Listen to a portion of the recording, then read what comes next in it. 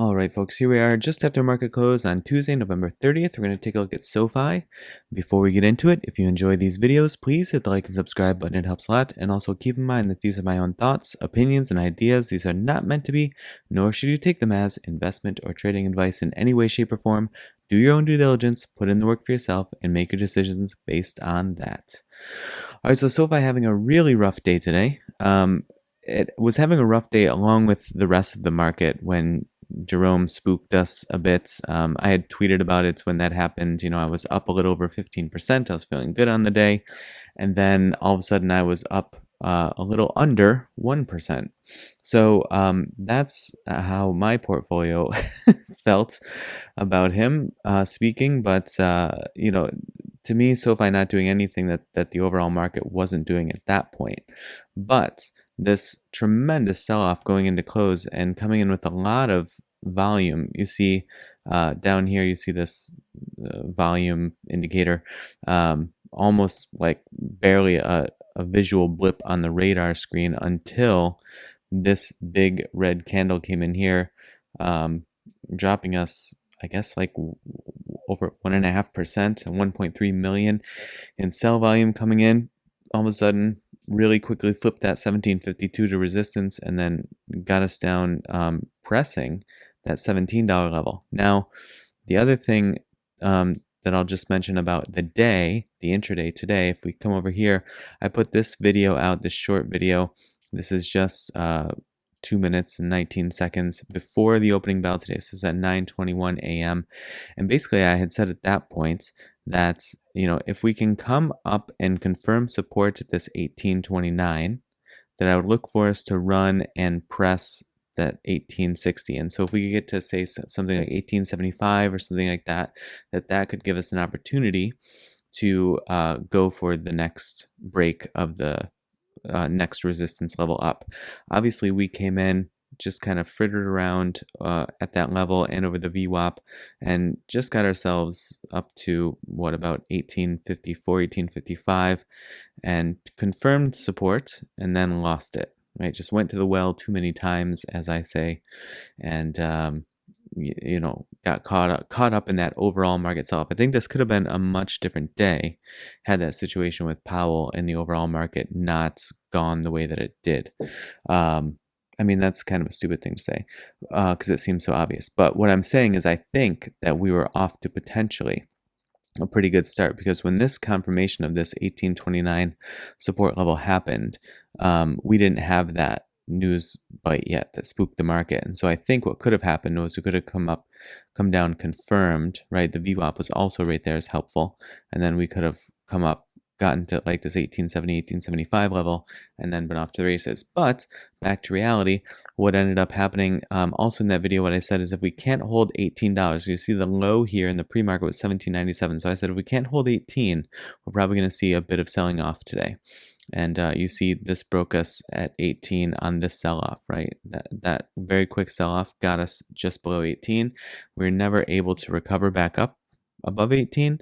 And that's then when we sold off, hit our head on the VWAP and just kind of hugged the VWAP until that pretty significant sell-off going into close as well. Now, I was looking at the news situation, and I don't see anything here yet. There was this market perform $21 price target, which I think that's why I think we could have additionally been off to a pretty good start today and kind of kept that ball rolling. But I don't see any news, and I'm just bringing this up because I'm seeing a bunch of speculation when that huge sell-off was happening that the bank charter was canceled. But this is just like stupid, like speculation on threads and forums. So I'm thinking that there's nothing to that. I don't see any credible source saying that. So and I only mention it not to spread rumors, but to just say if you're running into that, if you're also seeing that other places, right? I go to pretty popular places to look at where things are being said. So I don't bring these things up to spread rumors. Folks always get on me about don't feed the rumors. It's not what I'm doing. What I'm doing is if I'm coming across it, probably a bunch of you are coming across it too. So I want to address it and say, I don't see any credible source putting this out there. And so who knows what that was? Maybe some big block sales. I don't know, but obviously the market is wanting to recover a bit in the after hours at the moment. So we'll see if that actually turns into anything. Sorry for all the screaming in the background. There's quite the hubbub here at the moment for whatever reason. So kind of forming itself in this channel. Now, if it is able to form itself in this yellow channel here between these two lines, yesterday we were talking about hoping that we could get support and confirm support today over this yellow uptrend support. But the other possibility here that would be, reasonably as okay, would be to form itself in this channel. Now, I don't know if it will. For the moment, before we had that huge sell-off toward the very end there, I was thinking that we're kind of building ourselves a base here. Now, we could still be, but it's really starting to stretch at the moment. And so that's why you'll see sort of like the title and the thumbnail and whatnot are about building the base. It could, like I said, could still be the case that we're kind of going to stick ourselves in a box. I'm not going to leave this on the chart because this is already so messy. But we could start sticking ourselves in a box here, right? And just kind of build a base and then get ready for the next move.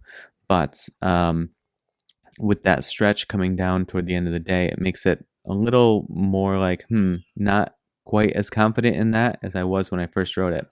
Now, the other thing to look at here on the daily is the next catch zone as I see it, if it's needed, is 1681. So that would mean like a sheer break of the $17 level, which would be unfortunate, but we're just going to have to see.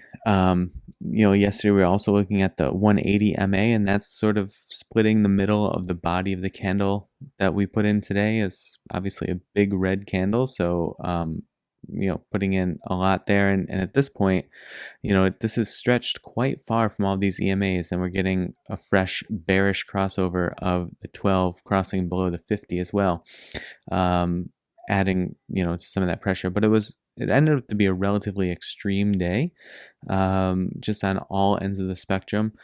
SoFi and, its reaction getting swept up with the overall markets, Powell impacting the overall market, and sort of everything trickling down that way. And then, like I said, I still don't know exactly what this end of day big sell pressure was, but yeah, I don't know. There's also people saying like Chamath is selling, SoftBank is selling, Noto is selling. Like people are just running rampant with these with this crazy speculation, including, like I said, a bunch of folks quickly jumping in and saying, was the bank charter canceled? So I mean, we look at the flow today. We had some large inflow today. Pretty solid for the last several days, actually. So maybe some large buyers seeing this as an opportunity to come in and scoop up relatively cheap shares. But yeah, obviously not doing us any favors at the moment with these big hits to the stock price. But yeah, that's what I'm looking for in the chart. 1752, if we could reclaim that tomorrow, that would be great. If we could stick ourselves in this yellow channel, I'd be okay with that. 1681 if we need it. Next best opportunity, if we get that 1752 back, is that 1829. If we could flip that back, would be the next best bullish opportunity. I know yesterday we were also looking at the MACD, and I was mentioning that we tend to get like a lot of fake outs and stuff like that. So, maybe that wasn't yesterday's video. Never mind. Thinking of Palantir, I think. So, but in any case, on the RSI, we're getting very, very close to oversold. And previously when we've kind of gotten there, we have had a bit of a recovery, but I mean, even then, some of them, for the sheer price of the stock impact, isn't as dramatic as as combating the sell-off would, have you wanting it to be. So in any case, that's my view as we see it today. I feel pretty good about sort of reading the tea leaves in the pre-markets, and that's basically a glimpse of what my Patreon is going to be like. I'm going to remove it from my Twitter. I'll probably delay it on my Twitter, put in like a 15 or 30 minute delay or something like that with some of these, or just do like random recaps on Twitter, whereas they'll be in real time on the Patreon. But for the time being, using my Twitter is sort of an example of what that will look like. So go look over there, and if you want to do that, the handle is in the description below. There's also a bunch of ways to support the channel in the description below if you'd like to do that. I'd definitely appreciate any of those things that you find down there.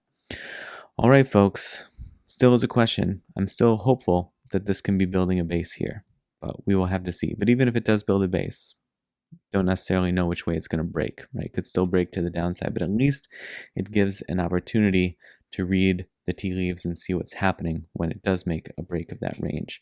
And I'm hoping that this end of day big sell-off wasn't indicative of more to come. But if it is, then we have 1681, and if we need, in the lower 16s, we have this yellow uptrend support that dates way, way back here to August.